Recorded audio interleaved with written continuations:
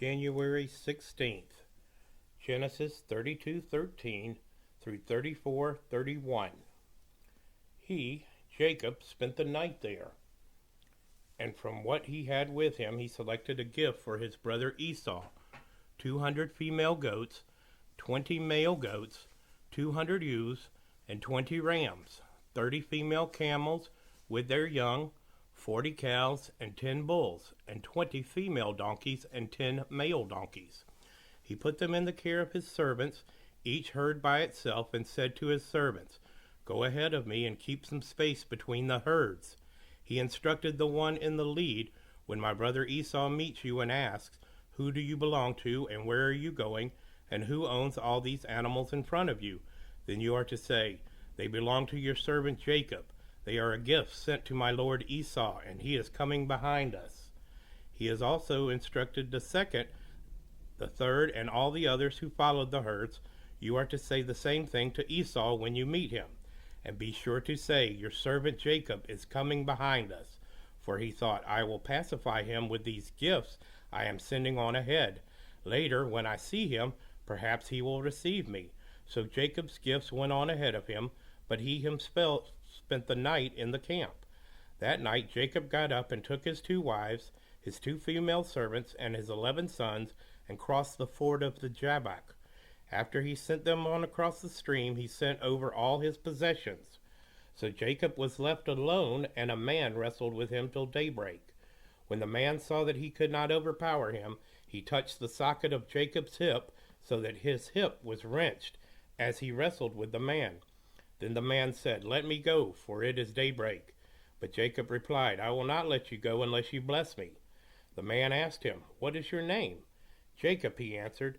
Then the man said, "Your name will no longer be Jacob, but Israel, because you have struggled with God and with humans and have overcome." Jacob said, "Please tell me your name." But he replied, "Why do you ask my name?" Then he blessed him there. So Jacob called the place Peniel, saying, "It is because I saw God face to face, and yet my life was spared." The sun rose above him as he passed Peniel, and he was limping because of his hip. Therefore to this day the Israelites do not eat the tendon attached to the socket of the hip, because the socket of Jacob's hip was touched near the tendon. Jacob looked up, and there was Esau, coming with his 400 men. So he divided the children among Leah, Rachel, and the 2 female servants. He put the female servants and their children in front, Leah and her children next, and Rachel and Joseph in the rear. He himself went on ahead and bowed down to the ground 7 times as he approached his brother. But Esau ran to meet Jacob and embraced him, threw his arms around his neck and kissed him, and they wept. Then Esau looked up and saw the women and children. "Who are these with you?" he asked. Jacob answered, "They are the children God has graciously given your servant." Then the female servants and their children approached and bowed down. Next Leah and her children came and bowed down. Last of all came Joseph and Rachel, and they too bowed down. Esau asked, "What's the meaning of all the flocks and herds I met?"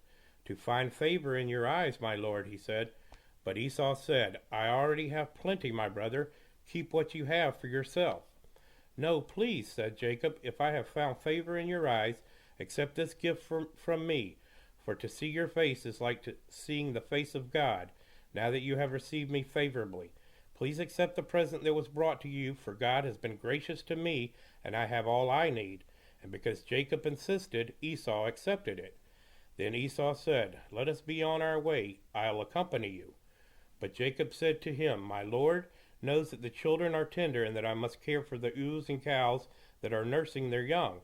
If they are driven hard just one day, all the animals will die. So let my lord go on ahead of his servant, while I move along slowly at the pace of the flocks and herds before me, and the pace of the children, until I come to my lord in Seir." Esau said, "Then let me leave some of my men with you." "But why do that?" Jacob asked. "Just let me find favor in the eyes of my lord." So that day Esau started on his way back to Seir. Jacob, however, went to Succoth, where he built a place for himself and made shelters for his livestock. That is why the place is called Succoth.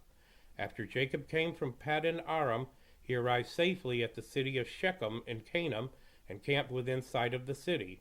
For 100 pieces of silver he bought from the sons of Hamor the father of Shechem, the plot of ground where he pitched his tent. There he set up an altar and called it El Israel. Now Dinah, the daughter Leah had borne to Jacob, went out to visit the women of the land. When Shechem, son of Hamor, the Hivite, the ruler of that area, saw her, he took her and raped her. His heart was drawn to Dinah, daughter of Jacob. He loved the young woman and spoke tenderly to her. And Shechem said to his father Hamor, "Get me this girl as my wife."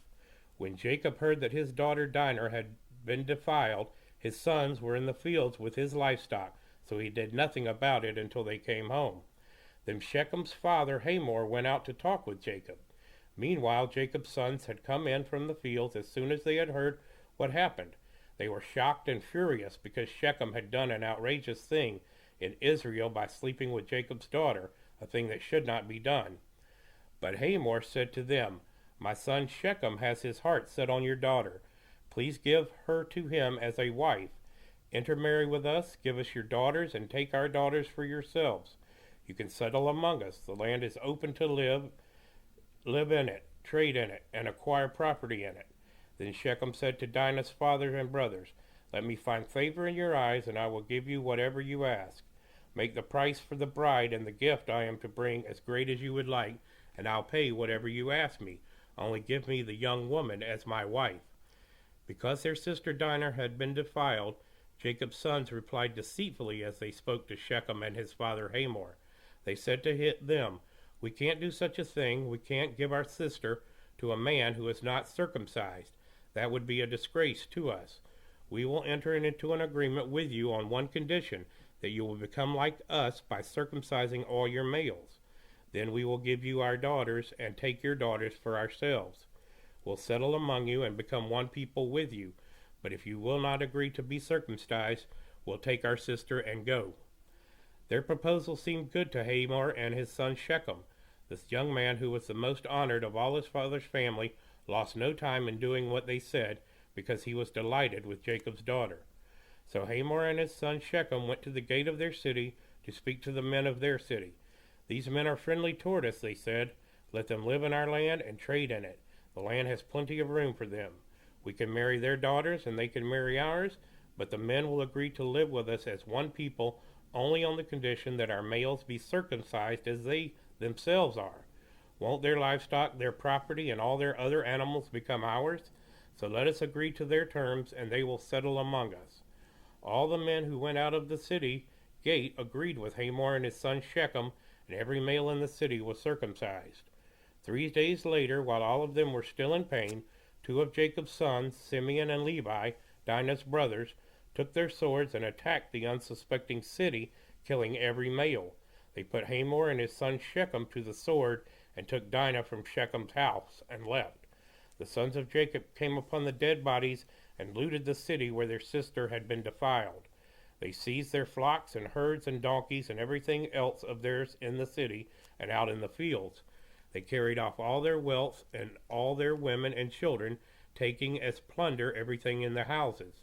Then Jacob said to Simeon and Levi, "You have brought trouble on me by making me obnoxious to the Canaanites and Perizzites, the people living in this land. We are few in number, and if they join forces against me and attack me, I and my household will be destroyed."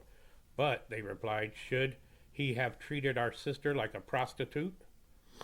Matthew 11:7-30. As John's disciples were leaving, Jesus began to speak to the crowd about John. "What did you go out into the wilderness to see? A reed swayed by the wind? If not, what did you go out to see? A man dressed in fine clothes? No, those who wear fine clothes are in kings' palaces. Then what did you go out to see? A prophet? Yes, I tell you, and more than a prophet. This is the one about whom it is written, 'I will send my messenger ahead of you, who will prepare your way before you.' Truly I tell you, among these born of women there has not risen anyone greater than John the Baptist. Yet whoever is least in the kingdom of heaven is greater than he. From the days of John the Baptist until now, the kingdom of heaven has been subjected to violence, and violent people have been raiding it. For all the prophets and the law prophesied until John, and if you are willing to accept it, he is the Elijah who was to come. Whoever has ears, let them hear. To what can I compare this generation? They are like children sitting in the marketplace and calling out to others. We played the pipe for you, and you did not dance. We sang a dirge, and you did not mourn. For John came, neither eating nor drinking, and they say he has a demon. The Son of Man came eating and drinking, and they say, here is a glutton and a drunkard, a friend of tax collectors and sinners. But wisdom is proved right by her deeds. Then Jesus began to denounce the towns in which most of his miracles had been performed, because they did not repent. Woe to you, Chorazin! Woe to you, Bethsaida! For if the miracles that were performed in you had been performed in Tyre and Sidon, they would have repented long ago in sackcloth and ash. But I tell you, it will be more bearable for Tyre and Sidon on the day of judgment than for you.